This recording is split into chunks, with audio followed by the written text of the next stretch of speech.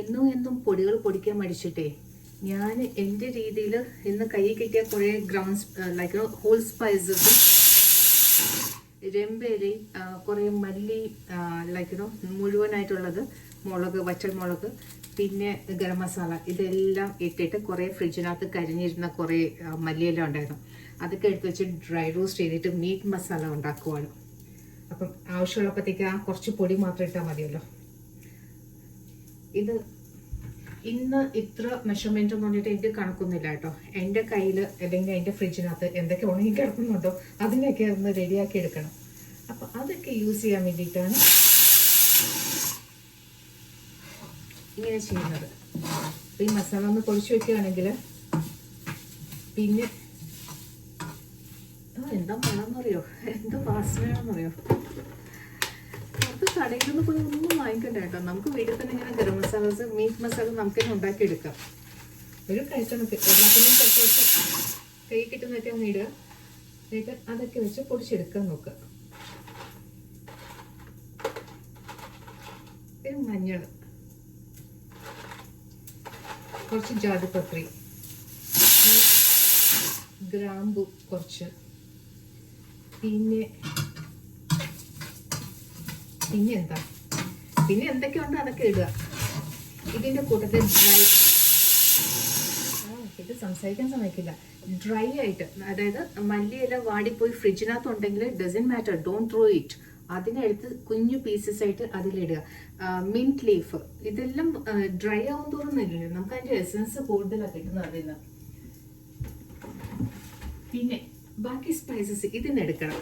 അങ്ങനെ എല്ലാത്തിനും കൂടെ ഒന്ന് ചേർത്തിട്ട് പൊടിച്ചു വെക്കാനാണ് പോകുന്നത്.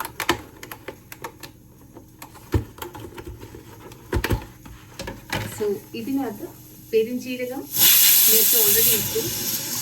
ഇനി ലൈക്കുന്നു ഷാജീര എന്ന് പറഞ്ഞിട്ട് കുഞ്ഞു ജീരകം കേട്ടിട്ടില്ലേ, അത് ഒരു സ്പൂണ്. പിന്നെ 1-2 ബേ ലീഫ്, ആ ഇലകൾ പൊട്ടിച്ചിടുക. പിന്നെന്താ ഉള്ളത്, ചുക്കിൻ്റെ കുറച്ച് ഇതുണ്ട്, തൊലിയുണ്ട് ഇഞ്ചിയുടെ. എന്നിട്ട് ജാതിപത്രി. ദെൻ ഇതിനകത്ത് നിന്ന് എനിക്ക് സിനമൺ സ്റ്റിക്ക്, അതുമല്ല നാരകത്തിൻ്റെ ഇല, അതപ്പം കുറച്ച് ഇടുവാണ്. സിനമൺ സ്റ്റിക്ക് ഒരു കുറച്ച്. ഇപ്പം ഇത്രയും അത്യാവശ്യത്തിന് പൊടിച്ചു വെക്കുകയാണെങ്കിൽ കാലങ്ങളോളം നമുക്ക് യൂസ് ചെയ്യാം. ഇങ്ങനെ ഇരുന്ന് ചതയ്ക്കുക അന്നേരത്തേക്ക് വേണ്ടിയിട്ട് പെട്ടെന്ന് അങ്ങനെ ഉണ്ടാക്കേണ്ട ഒരു ആവശ്യം വരില്ല. അപ്പം ഇന്നത്തെ പരിപാടി ഇതാണ്. ഞാനിത് പണ്ട് ഇടയ്ക്കിടയ്ക്ക് ഇങ്ങനെ ചെയ്യുമായിരുന്നു, എടുത്തു വെക്കുമായിരുന്നു. തീരുന്നതനുസരിച്ചിട്ട് ഞാനിങ്ങനെ കയ്യിൽ അന്നേരം എന്തൊക്കെ ഉണ്ടെന്ന് വെച്ചാൽ എല്ലാത്തിൻ്റെ എടുത്തിട്ട് പൗഡറാക്കി വെക്കും. കുറേ കാലമായിട്ട് അത് ഭയങ്കര മടിയാണ്, ചെയ്യുന്നില്ലായിരുന്നു. സോ അത് കാരണം ഞാൻ എപ്പോഴും അന്നേരം എന്താ വേണ്ടത്, ആ കുറച്ച് സാധനങ്ങൾ എടുത്തിട്ട് ഇടിച്ചുകൊണ്ടിരിക്കും. ഇപ്പം കൈക്ക് പിന്നെയും വേദന വരുന്നുണ്ടോ എന്നൊരു തോന്നല്, സൈഡ് നല്ല പെയിനുണ്ട്. പ്രഷർ കൊടുക്കാൻ ഇച്ചിരി ബുദ്ധിമുട്ടുണ്ട്. അപ്പം അതുകൊണ്ട് ഇത് നോക്കുവാണ്. പോപ്പി സൈസ് ഇതൊക്കെ ഇറച്ചിയുടെ ഒരു കൊണ്ടായിട്ട് ഗ്രേവി നന്നായിട്ട് തിക്കൻ ചെയ്യാൻ സഹായിക്കും. പിന്നെ മല്ലി,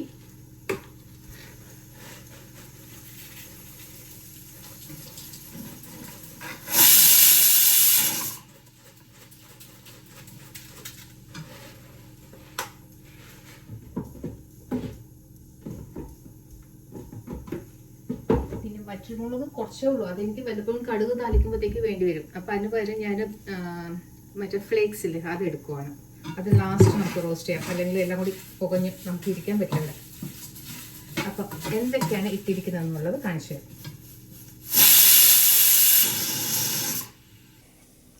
ഏതാണ്ട് ഇത്രയും ഉണ്ട് കേട്ടോ. ഇത് ചെറിയ തീയിൽ നന്നായിട്ട് ഒന്ന് റോസ്റ്റ് ചെയ്തിട്ട് പൊടിച്ചു വെച്ചാൽ മഞ്ഞൾ വരുന്നുണ്ട്. മിക്സിയിലൊക്കെ ഒന്നിട്ട് പൊടിച്ച് കഴിഞ്ഞാൽ നമുക്ക് ആവശ്യത്തിന് 1-2 സ്പൂൺ എടുത്തിട്ട് എടുക്കാം. പിന്നെ കുരുമുളക്, വാടിയ കുരുമുളക് ഇച്ചിരിയുണ്ട്, അതും കൂടി ഒന്ന് എടുത്തിട്ട് റോസ്റ്റ് ചെയ്യാൻ നിൽക്കുവാണ്. ഇത് കഴിഞ്ഞിട്ടിടാം.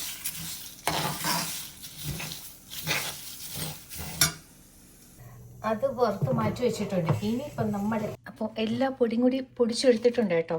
നല്ല വാസന വരുന്നുണ്ട്. നല്ല വാസന വരുന്നുണ്ട് കേട്ടോ, സത്യം നല്ല വാസന വരുന്നുണ്ട്. ഡ്രൈ റോസ്റ്റ് ചെയ്തിട്ട് ആ സ്പൈസസ് ഒക്കെ പൊടിയായിട്ട് എടുത്തപ്പോഴത്തേക്ക്. ഇനി ഇത് നന്നായിട്ട് തണുത്തിട്ടുണ്ട്. എനിക്കൊരു ജാറില്ല ഇട്ട് വെക്കാനായിട്ട്. അപ്പം എന്തെങ്കിലും ഒരു ജാറ് കിട്ടുന്ന വരെ തൽക്കാലം ഞാൻ ഈ സ്പൂണും ഇട്ടിട്ട് ഇതിനകത്ത് തന്നെ ഇങ്ങനെ വെക്കാൻ പോവുകയാണ്. എന്നിട്ട് ഇതിൻ്റെ അടപ്പ് വെച്ചിട്ട് അടച്ചു വയ്ക്കും, സേവ് ചെയ്ത് വെക്കാനായിട്ട്.